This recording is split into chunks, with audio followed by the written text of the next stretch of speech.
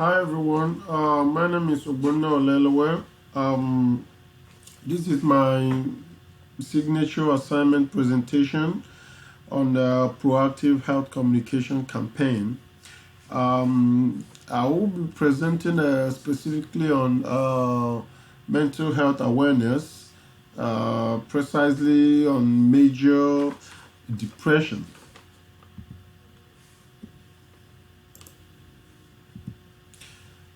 Before we go further, I will discuss the objectives and the agenda of this presentation. At the end of this presentation, we'll be able to know the risk and crisis associated with major depressive disorder, know who is affected, the population at risk, how major depression is diagnosed and treatment options, and as well know the signs and symptoms of depression. Definition: major depression is a common but serious mood disorder. It causes severe impairment that affects how you feel, think, and handle activities of daily living, such as sleeping, eating, walking. And it's important to note that to be diagnosed with depression, the symptoms must be present for at least 2 weeks, according to the DSM 5 diagnostic criteria. The national data on mental illness as a whole in US is the mental illness is among the highest of all diseases. It is the most common cause of disability, 11th leading cause of death in the US for all age groups. It is considered the second leading cause of death among people between the ages of 25 and 34. 43.6 million, which is 18.1% US adults suffer from any sort of mental illness. Also, 9.8 million, which is 4.2%, have a serious or debilitating mental illness, and that is according to Healthy People 2020. Specifically in Los Angeles, this is my county of origin, and I would be describing the Los Angeles as a county and a subpopulation in which this disease condition has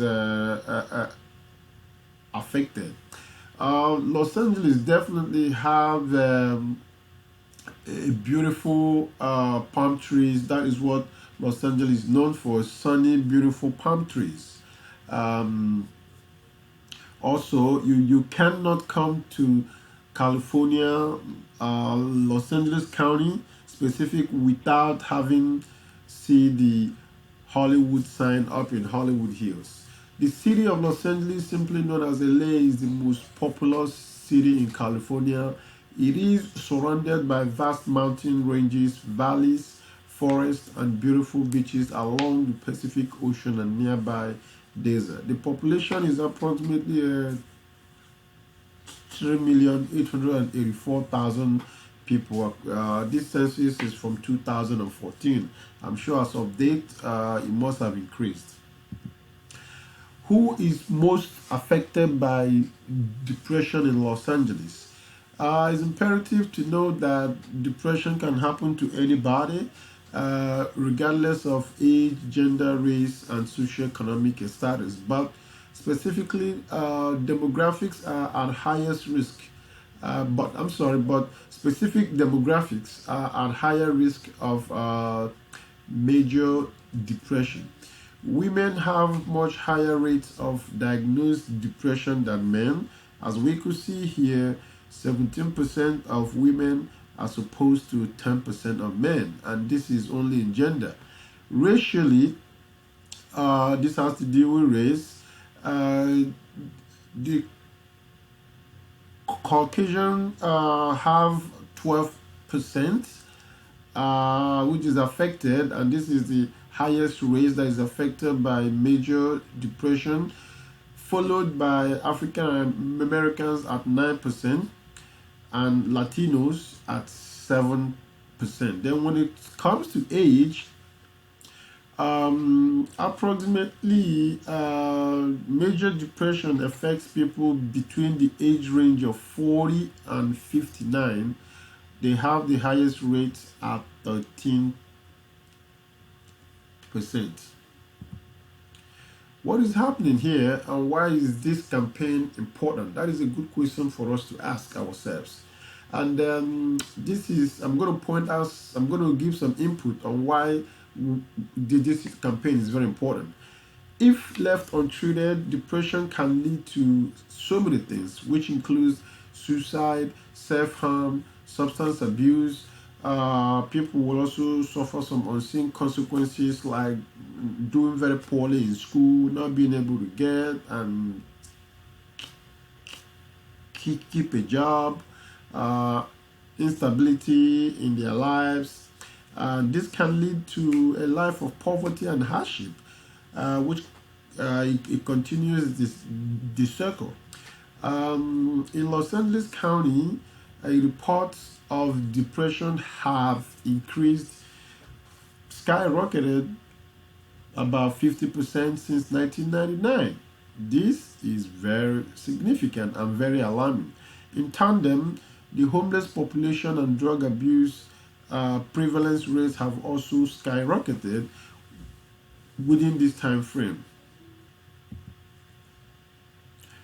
Comparing the burden of mental and physical illness, as we could see, depression alone it carries a burden that is more than combined burden of lung cancer, colorectal cancer, breast cancer, and prostate cancer, all combined. And this is it over here.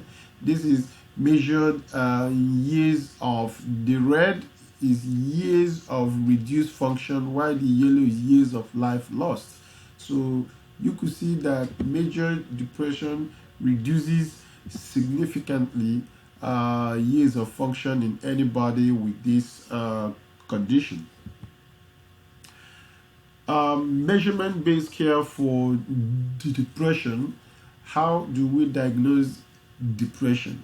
It is impossible to diagnose hypertension without measuring the blood pressure, and as well diagnosing somebody with diabetes without measuring their A1C or their daily IQ check.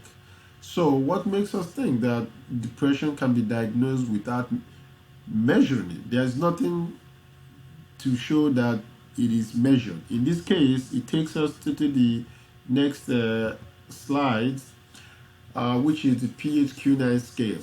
This is a very important scale. The PHQ-9 scale asks the patient some certain questions, and you rate it onto your right side here. After the rating, you do the total calculation and add all the numbers down. If the number or the score is higher than 10, it indicates significant depression exists and it needs to be treated as soon as possible. So these are some of the symptoms of major depression, which is being shown in this infographic. People with depression may become hopeless, not thinking of the future. Nothing makes them happy. Their diet and their weight might change. Some may lose weight, some may gain weight. Also, some of them might complain of generalized body aches and pains, concentration issues, inattentiveness and unable to focus on task, sleep problems, insomnia and hypersomnia, narcolepsy, lack of energy, in this case, lack of energy to get out of bed, they sleep too much, anhedonia and apathy. They feel guilty of things they want to do and unable to do, and all sorts of things. So the treatment aspect, the most important treatment for major depression is early diagnosis. Once you diagnose a patient early, then you will start to get them either on pharmacotherapy or psychotherapy or a combination of both, depending on their presentation of the symptoms. Other forms of therapy includes ECT, which is electroconvulsive therapy, specifically regarded for people with severe major depression, those who are not responsive to psychotherapy and or pharmacological intervention, significant functional impairment, or have not responded to numerous medication trials. This is the end of my presentation. I thank you for your time, and thank you for listening. Thank you.